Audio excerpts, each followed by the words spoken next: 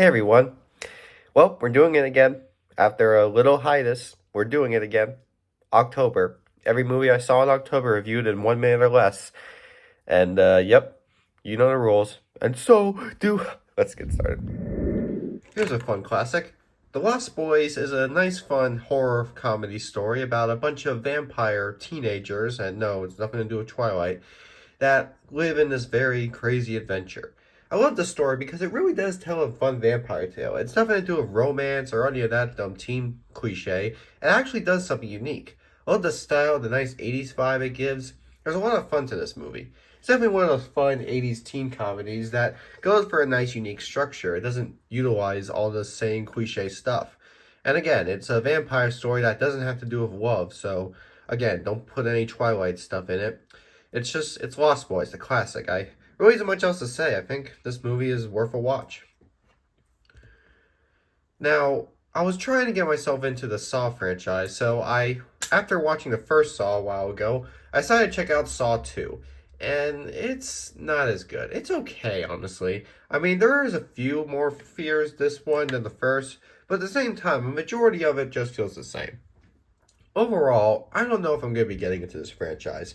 I know the recent Saw movie that came out was a big hit with fans, but personally, I just think that I'm better sticking with just the first Saw movie. I'm not scared of them, I just not really that interested in anymore. Saw 2 is an okay film, but honestly, after that, I kind of just gonna way off with the franchise and just let this be one where I only stick with the first. I know it's a dumb rule, but Saw 2 was just okay, and from how I saw it, I think that I'm cool with just this standalone Saw. Another little vampire story, Interview with the Vampire, starring Tom Cruise, Brad Pitt, is a vampire story that focuses on more of a dramatic approach, with two vampires and a little girl played by Kirsten Dunst. It's an interesting type of story. It definitely goes for a more dramatic approach. It's more dramatizing and emotional than scary, but I didn't really know that. It's a decent tale. It has a nice little structure too, and we definitely do get some good performances from Cruise and Pitt. At the same time, though, it was a tad disappointed of the lack of horror and more of trying to make vampires have feelings. But to be fair, like I said, it definitely would do it better than how Twilight does its stuff. I know I can't say anything about something I haven't seen, but I think I already have a good idea how I would react to that movie. I'm gonna stop trying to talk about Twilight. It's just with these vampire movies and my vampire talk, overall, this movie's alright. It's a good film. It's just, it's if you think it's scary, then you come to the wrong place. Yeah, this is gonna be a problem. Alien 3, the third in the Alien franchise. This time we have David Fincher, who has just started before he get into some good stuff like Fight Club or Social Network. Now he's working on the Alien film. Alien 3 is, in my opinion, not very good, for a couple reasons. Mainly, it's being very similar to the first. I know I said that about the second Alien movie, yet I still liked it, but honestly, Aliens did at least go for a bit more of a new approach. There was some new stuff to it, at least. With Alien 3, I didn't find anything new to this. It all just felt like stuff I've already seen from the Alien films. And even with the new stuff there, nothing about that new stuff I actually found interesting. In general, Alien 3 just isn't fun, and I think Aliens might have been the last good Alien movie. I mean, Prometheus was alright, I guess, so never mind, but personally, Alien 3 just wasn't my cup of tea. Okay, now, I know a lot of you are wondering, why am I watching this? What is this? Well, I'm gonna be honest with y'all, I have a fear of frogs. I'm not a big, frogs just kind of creep me out a bit, the way they stand there with their cross eyes, and you never know when they're gonna make a big, fast move, when they do those big jumps or whatever. Especially every time I have to find them in my pool, it's just, I don't like them. So I decided that I found that there was a horror movie that centers around frogs. I figured, sure, why not? Maybe it'll scare me. Obviously, it sucks, but not as much. There is actually, I'll admit, one moment in this movie that did have a little bit of a scare, but mainly just because of my frog fears. Overall, this is a very in the B movie. It's not something that many people really choose to watch. I just think since I have a fear of frogs, I might as well. Also features a young, beardless Sam Elliott, before he got that big beard and such. I almost didn't recognize him The accent was what made me realize it was him. In general, if you have fear of frogs like me, then this could be worth watching, but overall, it's very forgotten and not very well known. Now here's the directional debut of the controversial Zack Snyder. Dawn of the Dead is a zombie story. This time we have zombies in our approach.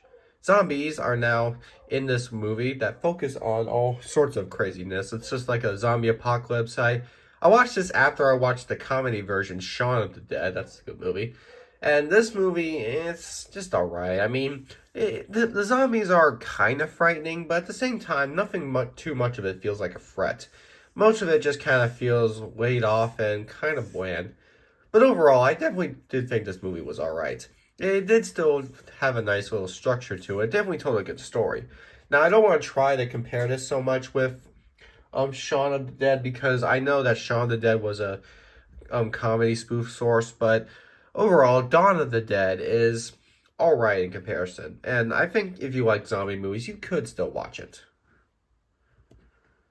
Oh, look at this fun comedy. Tucker and Dale versus Evil, a fun Canadian comedy starring two hillbillies who, honestly, a pretty fun film. The story in this movie is about two stupid hillbillies who are pretty dumb, yet a bunch of teens mistake them for being very axe murderers since they live in a abandoned cabin, do lots of coincidental stuff, and it's a pretty fun structure. I think the movie is filled with some pretty fun laughs, and there are actually a couple of gruesome moments in it too. Overall, I love this comedy. It's definitely one of the best horror comedies I've seen. If you like horror comedies, and you definitely gotta check this one out. It is full of fun laughs. I mean, it's not 100% funny. It does get serious at times, but overall, this movie is a lot of fun to watch. It's a nice, fun Canadian horror comedy that really does have a great structure to it. Oh look, another alien movie I didn't care for.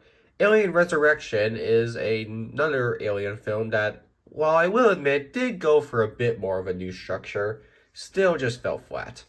I think what my biggest issue with Alien Resurrection is like the Alien movies, while this one does go a bit more different, the different approach still doesn't really surprise me much.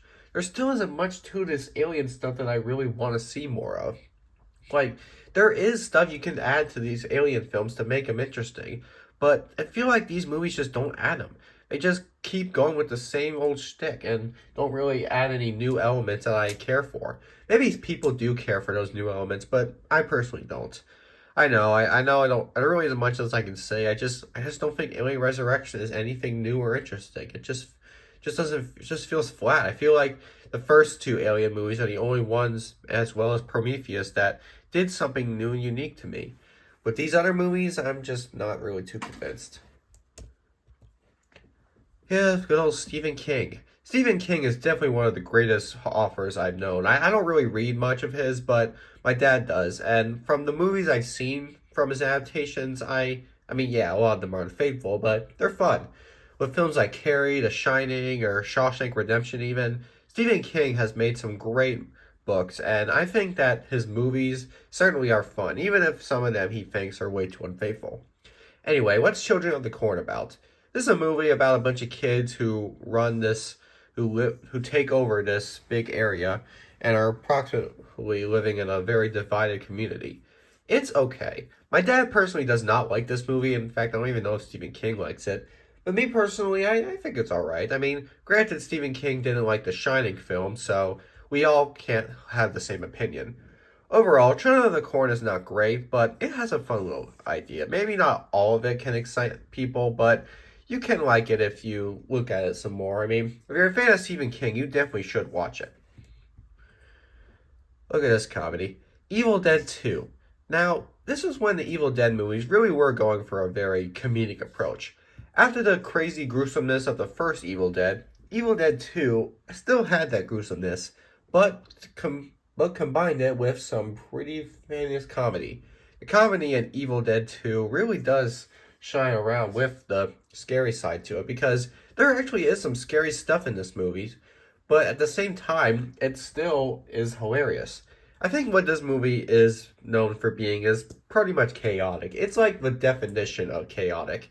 I mean, you want a movie that's chaotic? Evil Dead 2. There's just so much going on. It's all these crazy shots, all this crazy nonsense happening around. It's basically just Ash in a house, a bunch of terrorizing and weird stuff going around him. I think it's pretty fun. Both funny and crazy. It's a crazy film, so if you like crazy, Evil Dead 2. From the good old Tim Burton, we have Dark Shadows, starring some of Tim Burton's extras: Johnny Depp, Helena Bonham Carter, Michelle Pfeiffer, a bunch of them. Dark Shadows is based off of a series from the 70s um, that apparently was supposed to be like sort of like the Addams Family or the Munsters, but it actually instead is more serious. This movie is more serious. At the same time, though, there is some humor in it, and it also kind of falls flat in some moments. I know some people consider this to be Tim Burton's weakest film. In my opinion, it's not awful, and it's not his worst, but it isn't really something that I say is one of his best. It's just an alright film that does have some fearsome stuff, but overall is a pretty silly, fun comedy. But honestly, you gotta love Tim Burton in his wacky form, so even if all of his movies aren't great, they definitely have a fun, unique style to them. Trick or Treat. This is something interesting. Trick or Treat is a horror comedy about a bunch of adventures that go on Halloween night. Whether that's kids going trick or treating, kids going to do other stuff, it's weird. It's a weird kind of film. It's one that was honestly sort of hard to follow at first. I actually know that this movie was never even released in theaters in the US. They had it released in theaters in some places, but it never got an actual US release in theaters. So I just know this being one of the most controversial horror films the U.S. would release. Or that's just what I think. I don't know. Overall, this movie is weird. It's weird stuff that goes around. Some of it's funny, some of it's confusing, some of it definitely can be weird to follow along with. But overall, I think you can watch it if you like to. I mean, it's definitely something that many horror fans can take a nice look at and have a good go for. And last but not least, Final Destination. Now, this was the start of a big franchise that I'm actually not quite sure I'm going to be actually getting into. I don't have anything to hate about Final Destination. There's nothing about it I can say is awesome. It's about this guy who has some traumatizing fears of a plane crash or whatever, and he apparently has this big psychic powers that no one believes in, or people just feel very skeptical towards. It's a weird, interesting type.